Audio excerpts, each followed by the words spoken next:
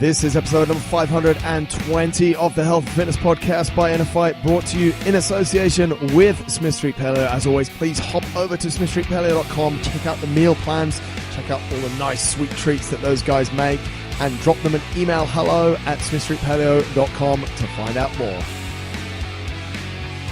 This week's show, if you have been following my social media and the InnerFight social media, namely Instagram recently, this show will resonate with you a lot. In January, Big Rossi walked into the gym for the first time at a towering 113 kilos. He wanted to change his life. He said he would follow whatever I said. And from that day on, he's pretty much trained 5 days a week here at the gym. He's eaten Smith Street Paleo food. His first goal was to look good on the stage at Redfest, and now he's preparing for the London Marathon, which happens on Sunday in just a few days' time. This guy has undergone a massive transformation. So to get him on the show, to talk to him about the challenges that he has had, which I think a lot of you face in your life, and to see how he's overcome them, I think will just help a lot of people. This is Big Rossi. He's one hell of a character. Enjoy the show.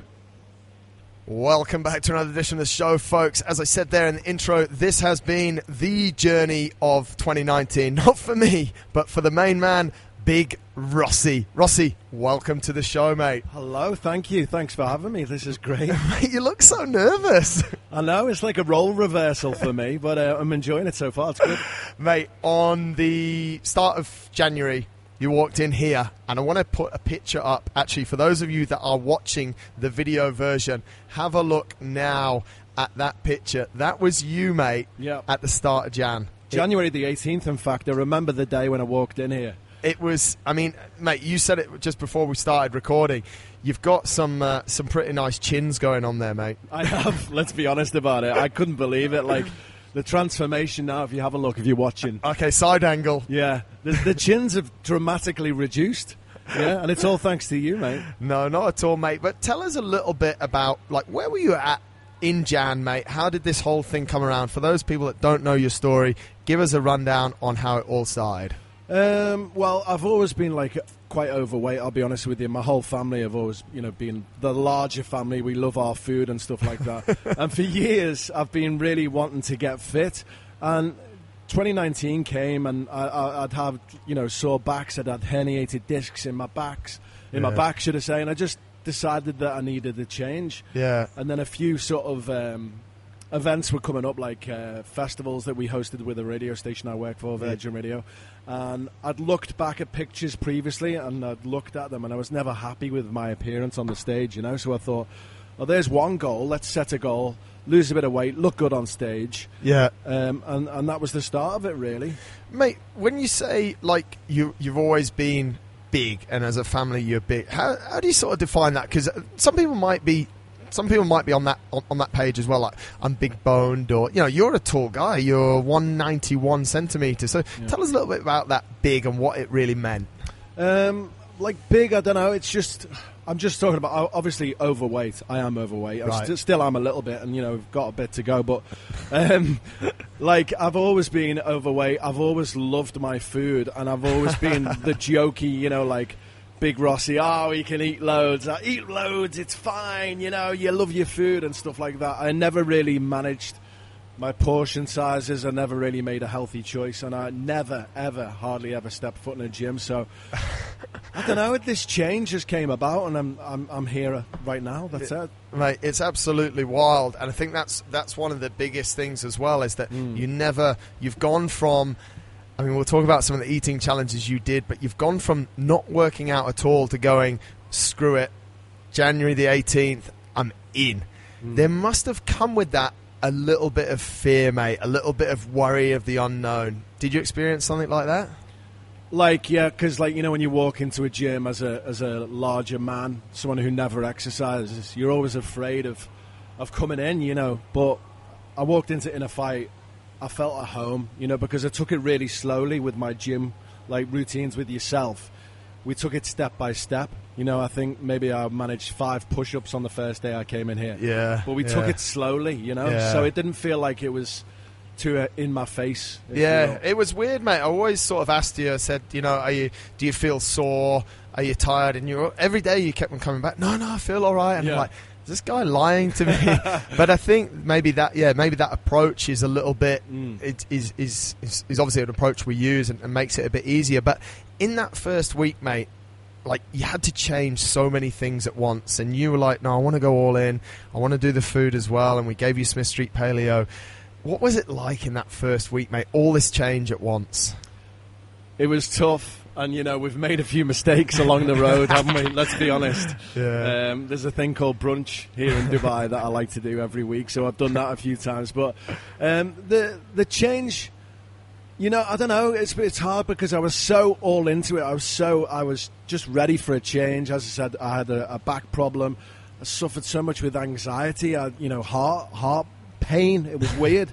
Yeah. I think it was just like lack of sleep, lack of good food, lack of exercise.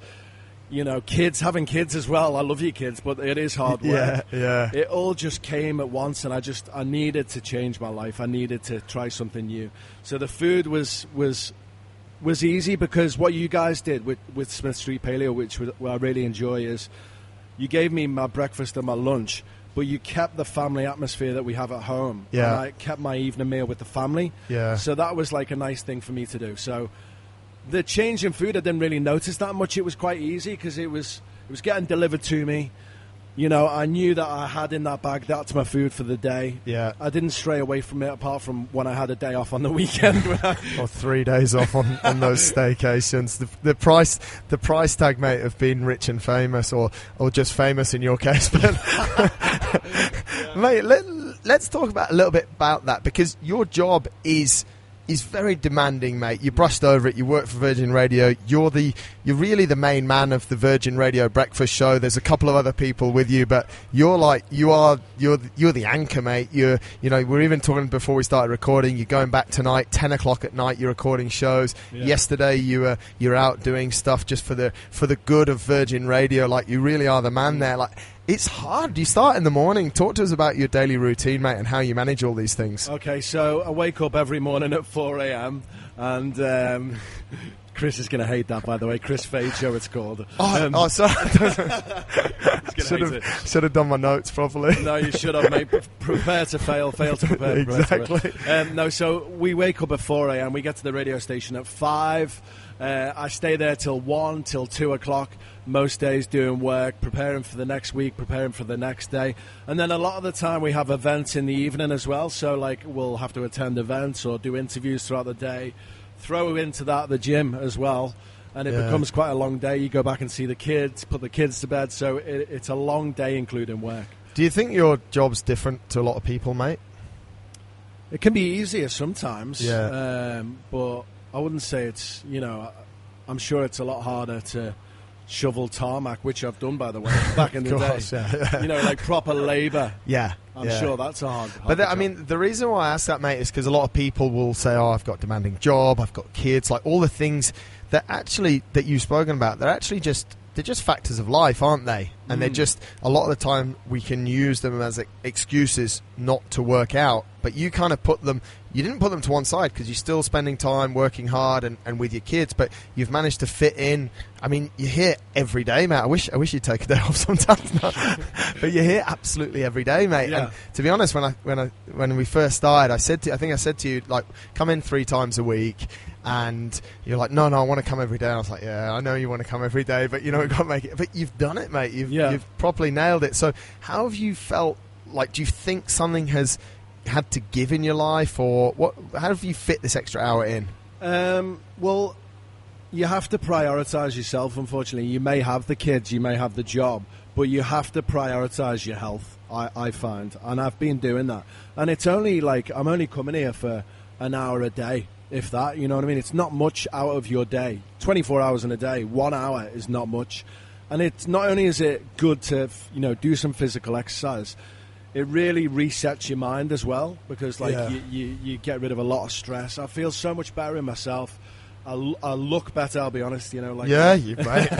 We'll come to your beauty treatments later. But mentally, I feel so much better every single day. And it is hard some days. Some days I'm like, I've got to go to the gym and see Marcus. But then once I get here, once I get it done, I feel so much better. Yeah. Honestly, I really do. Mate, hats off to that. But let's look at a couple of the figures, mate. I've got it here. I've got your first body analysis that we did. Right. You were 113 kilos. Yeah. You had in your body 33.5 kilos of fat. So you're right. You're a big lad. You're 191 centimeters. At that weight, like I think we discussed it a couple of times before. Like when was the last time you were under 100 kilos and this stuff? But at 113 kilos. What in your mind was sort of the goal? Did you think, I'll get under 110, or did you have something in your mind? Well, like I remember stepping on the scales at 106, and that was the lowest weight I can ever remember being, really? To be honest. Yeah. And I was just thinking to myself, I'd love to get back to that. Because I remember where I was. Yeah. Like I was surprised when I stood on the scales, and it must have been in like 2003, I think. Really? That long ago. So honestly. you've just never used the scales before, mate? No. Like since then? No. Wow. I've never exercised, really. I play football and stuff like that. And just used to eat whatever I like, you know what I mean? Yeah. So to have some structure in my life was amazing. But my goal, I would say, was 106. I would love to get down to 106. And now I think... reveal what I am. Yeah, mate, we'll get into it straight away. You are now 103 kilos, although we haven't done your body analysis this week. Yeah. Because you went to brunch, as you sort of said, and you don't like doing it in the week that you go to brunch. So we've actually had to skip about 5 weeks in 12, but that's a whole different scenario. But, mate, and you've lost basically 13 kilos of fat. You've picked up a little bit of muscle. And mate, that in itself is absolutely phenomenal. It's amazing. You must feel the difference of that 13 kilos, though. Like, how does that feel? More energy, mate. More energy with the family.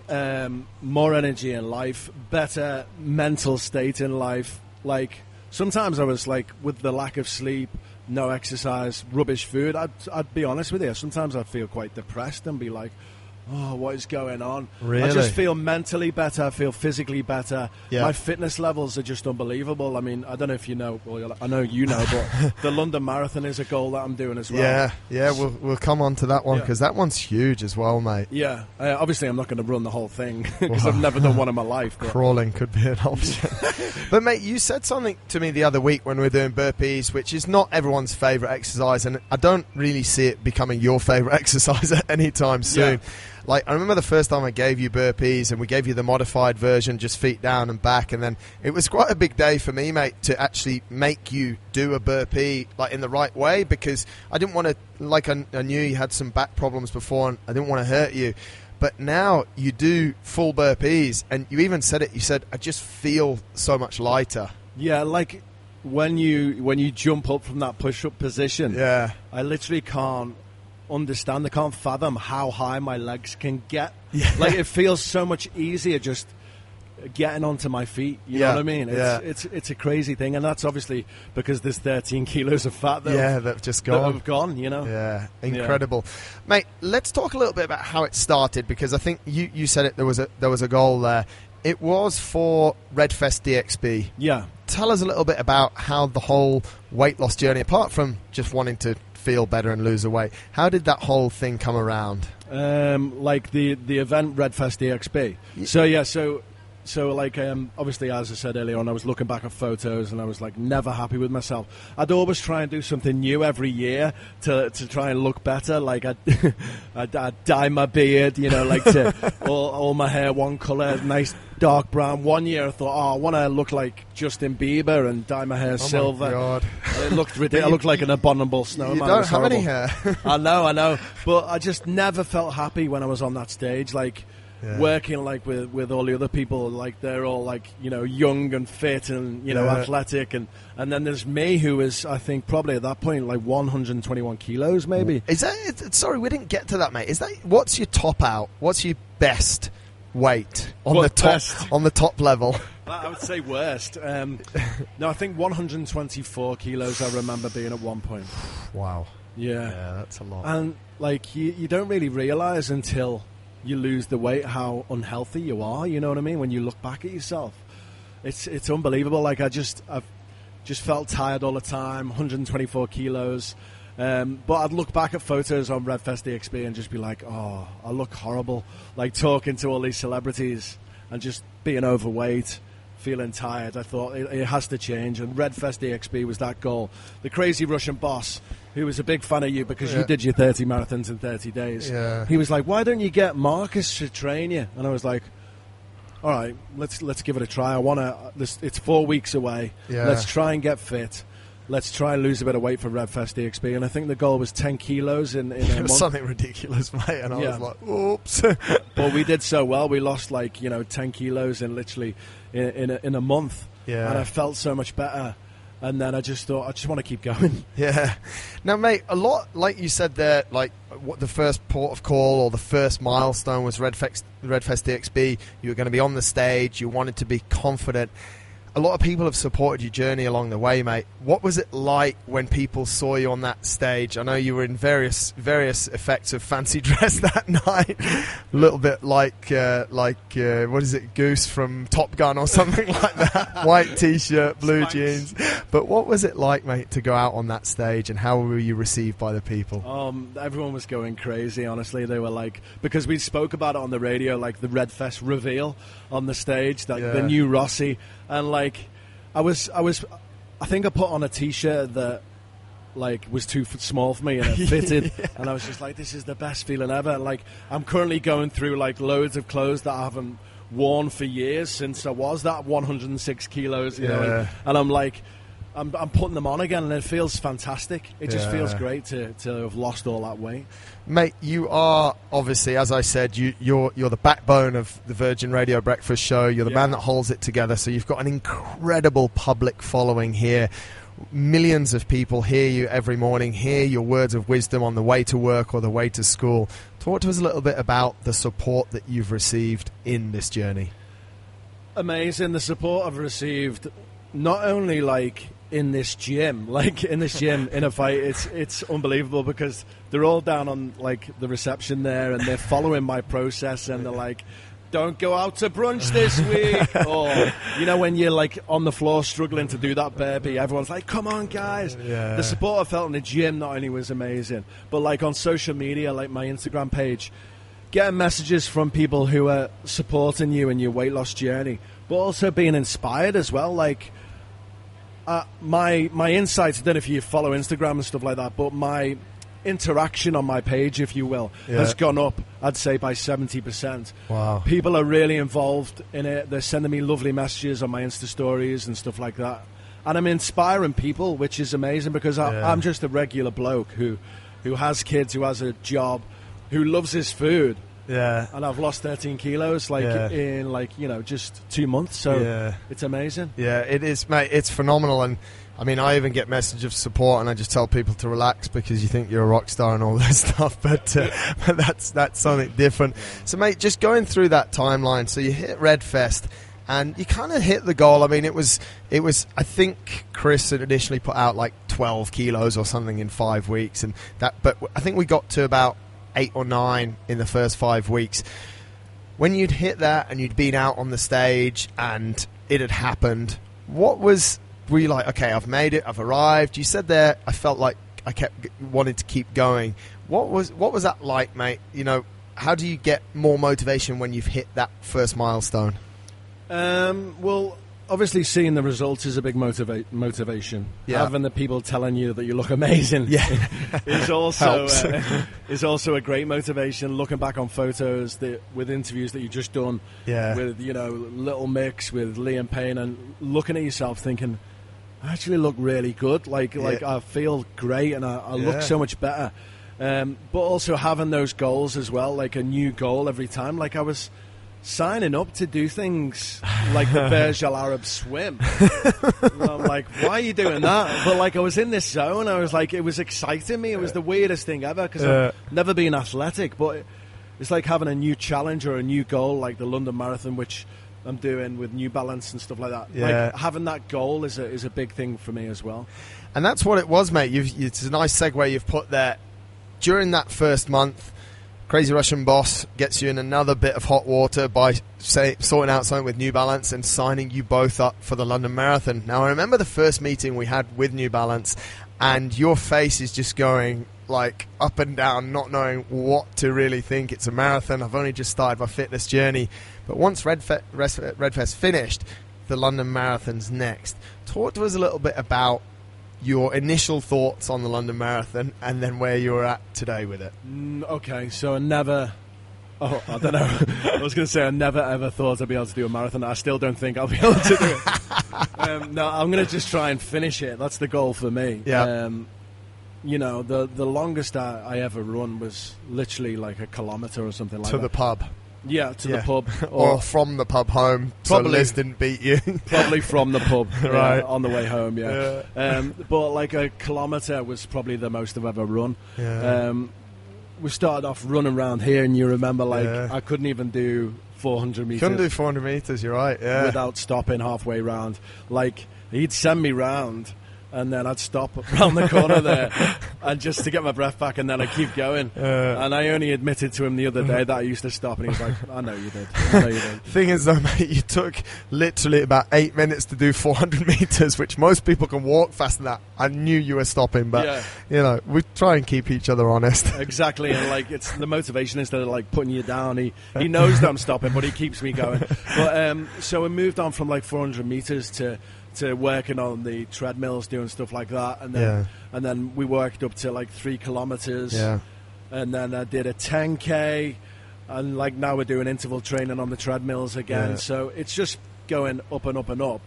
I'm going to try my best at the London Marathon. You know, 42 kilometers is a real long way. I've heard that the crowd in London do push you through. I'm just going to have fun. I'm just going to see how far I can get. I'm going to run and walk. We'll have to get some type of We need system. a plan, don't worry. Yeah, I mean, I don't know if you know anything about marathons. No, mate, I'm actually a bit of a rookie, but I'm using you as a test model from, like, trying to take an elite athlete to... No, because you've done 30 in 30 days. But we need to work out a plan for the London Marathon, definitely. Yeah, absolutely. Now, mate, during all of this, have you... A few weeks ago, I know you had maybe a little bit of a scare with MRI that you had to have on your back. But other than that, and we can talk about that because I think it's very normal that certain things happen. Yeah. But have you felt aches and pains, or have you felt at any time that you're putting your body in or exposing it to danger? Only when you first start. And I'm sure that you know this, like they call it DOMS, isn't it? Where like you go to the gym and your muscles aren't used to working. And you're like, how am I going to go to the gym again? Like when my muscles are absolutely killing me. But then you get down there and you start warming up. And then it becomes, they warm up and it doesn't hurt anymore. The pain goes away. It's the weirdest thing. Like when you start exercising, the pain goes away of those muscle soreness from the day before. So although it may seem really difficult at the start, just try and keep going. You know what I mean? Just keep going, like through the pain at the start. And then it just becomes second nature. Like, I can't believe now, I can go to the gym in the day, and then, like, in the nighttime, I can probably do a 10k run as well. Like, well, you do, mate, and that's an interesting point to put out there. From the start, you've still played. You play in a league. This is the truth, guys. I'm not making this up. It's called Fat Dad's Football. Yeah. And Rossi's the president, but not fat anymore. But you've played that every Tuesday, mate. Yeah, as well as going to the gym. As well as going to the gym, Yeah. Like, previously, that running around for an hour would have killed me for, I would say, two days afterwards. Wow. But now it's second nature. And you mentioned, like, earlier on about like, having aches and pains and stuff like that. And you do get frightened sometimes. Like, because... I did suffer with a herniated disc, and I feel so much better now because I've lost so much weight. Yeah, like I thought I'd hurt myself the other day just by simply bending over to pick something up. Yeah. Like with the kids, when I'm leaning, when I'm bending over, I can feel that pain in my back. I was really worried. I thought, I've hurt myself here. Yeah. It turned out like it was a trapped nerve, and I feel it's gone now because the weight has gone. I'm exercising. I'm stretching, before and after my workouts, which is really helping. So, like, it really frightened me. But now the pain is completely gone, which is one great. thing that was quite unique, mate, when you did have that little sort of, and we were literally just warming up, and you went to pick something up, and your back's gone, which is a nightmare scenario for most coaches, like having a client who's done so well, then getting a bit of pain. But literally, you took, I think, 1 day off, and you're like, no, I need to get back. And then when you came back in the following day, you're like, I feel like I've not been in for ages. But you literally only had 1 day off. But a lot of people spiral. They're like, I've got injured now. They spiral into it. What kept you going, mate, when you were going through? Because I know it was a little bit stressful. Like, your discs on your back is not great. And then you're thinking about the London Marathon. So what really kept you going at that time? Yeah. Well, it was obviously scary. And I took a day off. But then... like, I knew that when I was to come back in here, you know what you're doing. So, like, we were going to exercise in the complete right way, take it really easy, and just, stretch and all of that, and just slowly get back into it, not do stuff too quick, you know what I mean? So, like, we slowly edged back into it, taking it real easy, and just continued on from there, and now we're still doing easy stuff. I think you can push me a little bit more. Mate, well, we find out where we can push you, and we keep pushing you. But the point is, there was nowhere during that time, and it's stressful going for MRI and stuff, but there was nowhere during that time where you're like, no, this exercise is no good. You were always all into it, yeah? No, I was always, like, I have changed my life now. Yeah. Like, I just hope that, like, if I eventually decide to leave, like, Dubai or whatever, I don't know what I'm going to do, because, like, I feel like I rely on you too much. Like, mate, you'll be rich and famous because of what a great job you do on Virgin Radio, and you can just take me with you. It's all good. I'm not sure personal trainer. I'm not sure your wife will like it, mate. Go on. I want to tap into your weekends, because this is where the biggest challenge is, and this is where you've and this is what I love about it, mate. You openly admit, when we sit down on a Sunday, you're like, mate, I've had a shit weekend, and because you're so rich and famous, or famous not rich, you get taken to all of these nice hotels, and we've not managed to weed out the habit or the ability to destroy buffets yet, but we're getting there. Now, tell us a little bit about that, mate. Like, how's it been when you've gone away on weekends? Have you felt like you should do without things, or have you felt like just you're able to eat and that's maybe suppressed it for another week? Or how's that whole experience? Because that's life as well, isn't it? Yeah. That, we do go and we do get exposed to these things. It's a learning curve, definitely. Like, when I first started, like, spending time with the family, having these nice staycation in these beautiful 5-star hotels and stuff like that, it was a learning curve. Like, the first time we went away with the family, which is something you really need to do, by the way. You can't. You should really spend time with your family and enjoy yourself and have a day off. I would go a bit overboard with the drinks. I'd go a bit overboard with the carbs, or go a bit overboard with, ice cream or whatever it may be. All the good stuff. All the stuff that I was doing for 37 years. Yeah. Well, and I think that's a really good point, right? Stuff that was very habitual. 100% habitual, yeah. And, but now, obviously, I've changed my life, and I'm having that day off where I can enjoy myself, but I'm just not going to excess like I was before. So we won't talk about the 5 Long Island iced teas you had last weekend? No, because that was with Diet Coke. That's all right. No, but I'm just, like, you realise that if you are going to do what you did, like, 37 years prior, you're going to ruin all your hard work, aren't you? So just take it easy. You can still enjoy yourself. You can still have fun, Mate, there's a really awesome picture that I've just pulled up, which is on the screen. Again, if you guys are watching on the YouTube video, this is at one of your staycations with your wife and your kids, and folks can see how happy you are with a Monviso bottle in your hand. I mean, hanging out with your family. And you look great, mate. You just look so different. If you are watching the YouTube version and you saw the picture we put up at the start, you then have a look at this one on one of Rossi's many staycations. What number are you up to, mate? This winter, 5 or 6 staycations? Well, I just had to turn one down, actually. Yeah, but that's only because they wouldn't give you the penthouse suite or something. No, I think I'm on about 3 or 4, but that's the life, isn't it? You know, it's good for the kids. It is very good for the kids, mate. And I mean, but it just shows that picture there. And if we pull up another one as well from your Instagram account, I mean, this one's even better because it's got so much Monviso in it. If folks hop over to YouTube and have a look at that, you're out with another one of your best mates at the Autodrome, New Balance and Monviso Water. Look at you, mate, leading the charge there. Thin Rossi I mean, mate, I know they've put you in an orange t-shirt, so you look like a bit of a but you know, yeah. It's, mate, you look so much different, don't you? It's crazy to look at it, you know. It is. And like it just spurs me on even more so now, you know, like to feel as good as I do right now, and to be the lowest percentage body fat that I think I've been since I can remember. Yeah. I don't want to go back, but I don't want to go back to that, you know, that overeating. I don't want to go back to that emotional eating. I want to stay on this path, and I really do want to change my life. What do you think? I think you've changed your life, mate, and I think a massive round of applause for what you've done, because I know how difficult it is. There's a number of things that you've had to turn down. In the studio, mate, I mean, we spoke about it at the start.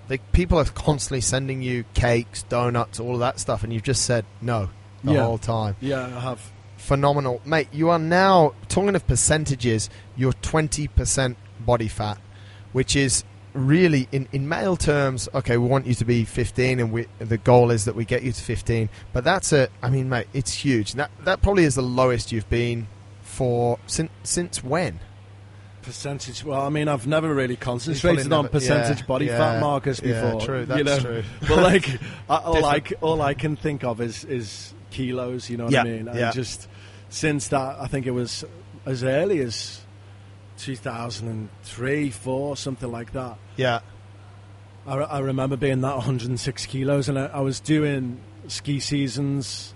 And I'd come back for the summer, I think, and I was back in my mum and dad's house, and I stood on the scales, looking out of their bedroom window, looking down, being so happy with 106 kilos. Really? So that was the goal. And now I'm 103, so... Mate, unbelievable.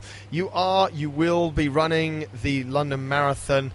Based on when this goes out, actually, this show is going to be live on the 25th, so it's such great timing, mate, that you're going to be running the London Marathon on the 28th of April. Correct, yes, Sunday. 28th of April, and we've spoken a little bit about that we probably need to find a strategy for you, mate. One thing that's been good is that you've had these milestones. You've had Redfest, you've had the London Marathon. What's the next milestone for you? Where do you see it? Do you need that, mate? Do you need that goal to work towards? And if so, what are we thinking about? I haven't asked him this question before. I definitely... This is like our sessions downstairs. Are you going to get me on the scale next or what? Mate, I'm going to cut this video up. We're going to use it forever. No, what's the next goal? I do need something, mate. I do need something. I don't know what, though. Do you feel like if you didn't have a goal that something might slip? Not really.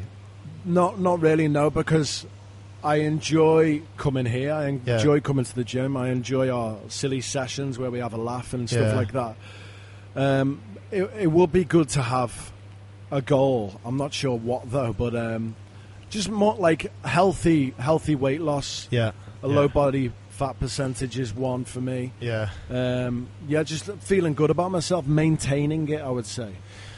One of the biggest things, or someone said to me, how are you going to manage Rossi when he goes on holiday? Your track record's not that good, mate. You've been for a few staycations. Been a bit harsh, but what do you feel like? You got a few weeks coming up in summertime with the kids.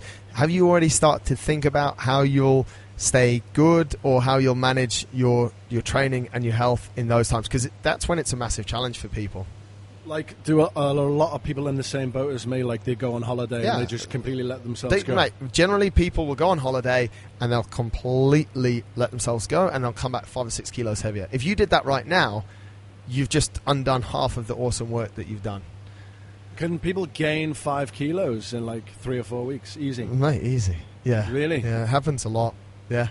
Oh my gosh. Are you scared? No. You know, like, I feel as though like I might start trying to integrate a bit of running, like on my holiday. Like, I'm enjoying the running training that we're doing, you know what I mean? Like, I wouldn't mind trying to integrate that, especially like if where we go, and we're going to France, for instance. So right. To run around France would be great. Beautiful, yeah. Like, what would you recommend? Like, yeah, I mean, mate, that's the thing, and that's one thing that's really impressed me, mate, is that you've gone out on the weekend. Like on Saturday, you went out and you did a run, and I think it's the easiest way because it's the lowest barrier to entry. You don't have to think, oh, should I do sit-ups, should I do burpees, should I do push-ups? You just say, okay, I'm going out this morning, I'm going to have a 5K run. And I think that's something that, you know, if people are away for a week and they can fit in 3 or 4 or 5K runs, gee, it's almost like when you leave here after a lunchtime, mate, you actually feel really good. Well, after you finished. We haven't even spoken about the time you threw up in your car and stuff, mate. I still haven't cleaned it up. No, of course not.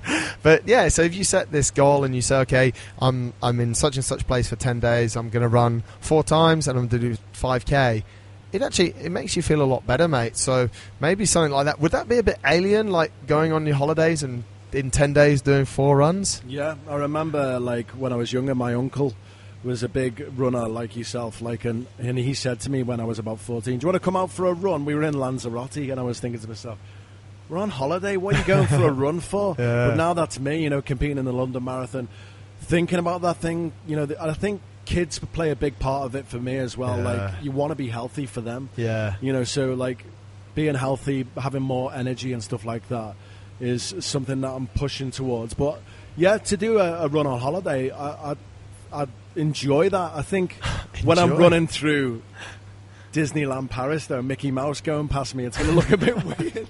Mate, this would be awesome. You've got to put that on your Instagram. Oh my God, yeah. I want to jump in a little bit, mate, before we wrap up. You've spoken a lot about your family. You've spoken a lot about the girls. You've got 2 beautiful daughters, mate. How much of this is for them? Oh, lots of it is for them. You know, like, just feeling better about myself, portraying the right message to them so they can follow on. Like, because I feel like it's sort of where we went wrong as a family. My mum and dad, like, were never real big health advocates. Like, we used to have big dinners. We didn't really do a lot of exercise at home. My mum was, like, a keen cycler. But, like, they're discovering later on in life now that they need to stay fit. And, like, my dad's out on his bike now, loads. Wow. And, you know, although he is, I don't know if we can work in stone here, but he's like a 21-stone guy. Right, he's a big guy. The doctor said to him that he has the blood pressure of an Olympic athlete. Wow. Which is surprising. But, no, he's out on his bike, like, and he's realised later on in life. So if I can realise that now and portray the correct message to my kids about going to the gym, staying healthy and all of that's what I want to do, definitely. I think it's super. I think one of the things, like, when we first started sending you Smith Street Paleo food and you said, oh, the girls like to eat it. Like, if you can, and this is not about Smith Street Paleo food, but even at the young age that your girls are now, they really pick up on your habits. And if they're bad habits, we're heading in a bad direction. But now that they're good habits, they must just think, and I'm sure they're very conscious that you've lost all this weight, mate, aren't they?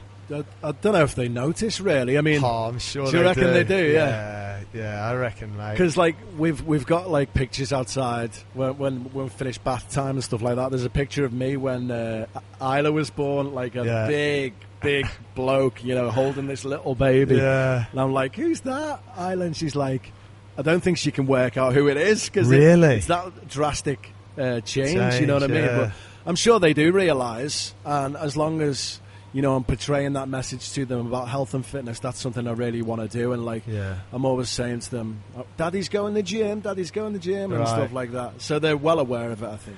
What about Liz? What about your wife, mate? What does she think? How does she feel about your changes? She must be loving it. Yeah, we're not going there, are we? No, I think she gets jealous, though, because she wants to do the same, you know. Yeah. It's very infectious when it's happening in a house, isn't it? Yeah. You know, like staying fit and stuff like that. Yeah. So she started going for runs as well. Has she? Yeah, so she's waking up early in the morning and she has her Couch to 5K app and she's going for her little runs and stuff like that. So So it's affecting her. She's happy for me. She thinks I look great, and she sent me a message the other day saying, "Oh, you look gorgeous and stuff." Wow! Like, yeah, there we go. Oh yeah, Mate, baby number 3 on the way. I was gonna say, you've already got 2 kids. You've got to be a little bit careful, mate.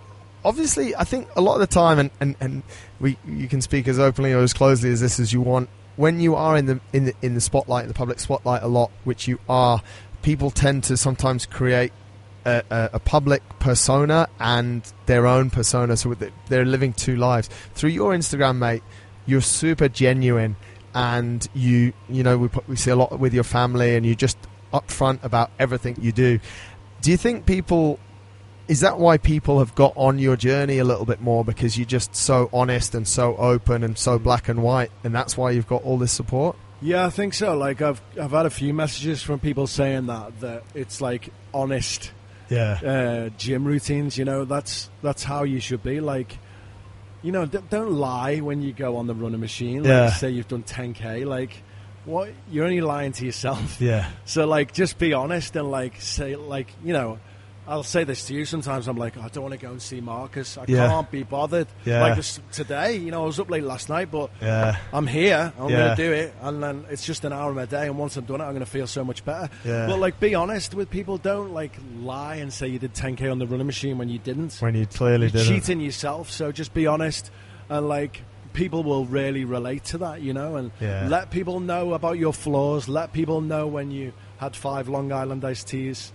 Because everyone else is doing the same thing. Yeah. And mate, I mean, that's the thing. Like when you're sick in your car or by the side of your car, you put it on Instagram. When you don't want to come, you put it on Instagram. And then when you've been, you put it on Instagram as well. So I think that transparency probably, do you feel that it creates a certain amount of accountability for yourself as well, that you've got these followers, you've got the radio, they're talking about it on the radio, you're kind of trying to, you've got to make sure that you're real and you're you.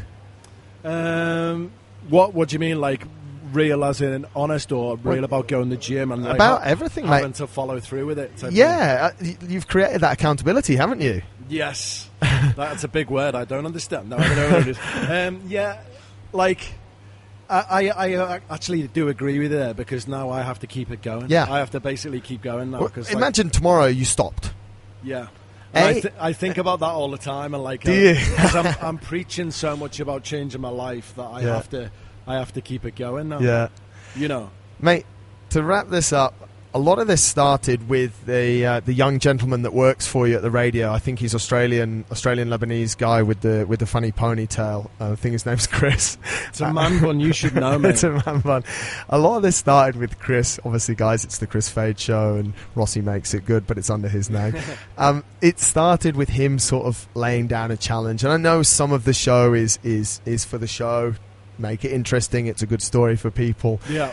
Talk to us about that relationship, because it seems that Chris has had a wavering weight journey. He's been incredibly big. He's got a little bit leaner. He seems to give you an incredible hard time for what you're doing, mate. Even some people have sent me messages that Chris is not nice to Rossi.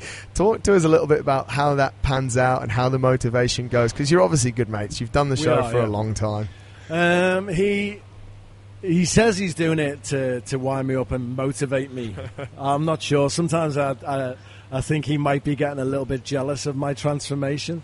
And don't get me wrong, when he lost all that weight as well, I was jealous of him, because he lost, I think, 20 kilos and now I'm up to 13, so I want to keep going. So it's sort of like... he had a lot more to lose than you did, though. You reckon? Yeah. BMI? Yeah, he had a lot more weight to lose. Anyway, that's... Because I'm taller, I can hide it more. But it's like, when you're on a football team, like, you're pushing each other. So, like, I hope that I'm pushing him. Yeah. But, like, him saying, he'll stop, he won't continue on. Yeah. He knows what I'm like. My consistency is not my middle name. Well, you've known each other for a long time. Yeah, I just hope I can keep it going. But it is good that he pushes me, and I do appreciate him for that sometimes. But I do think he's a little bit jealous as well. Yeah, I think he is, mate. I think he's. I actually think he's a little bit scared to come down here. But this show's about you, mate, and we've rambled on for 40 minutes, so we'll wrap it up there, mate. You've done an incredible job. I think it's just the start. I think the way that you've started, you've created good habits, mate.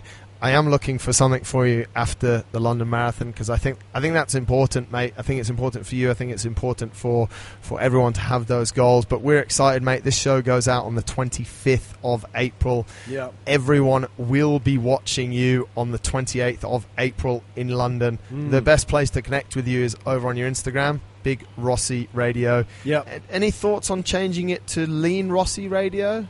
Could be, yeah.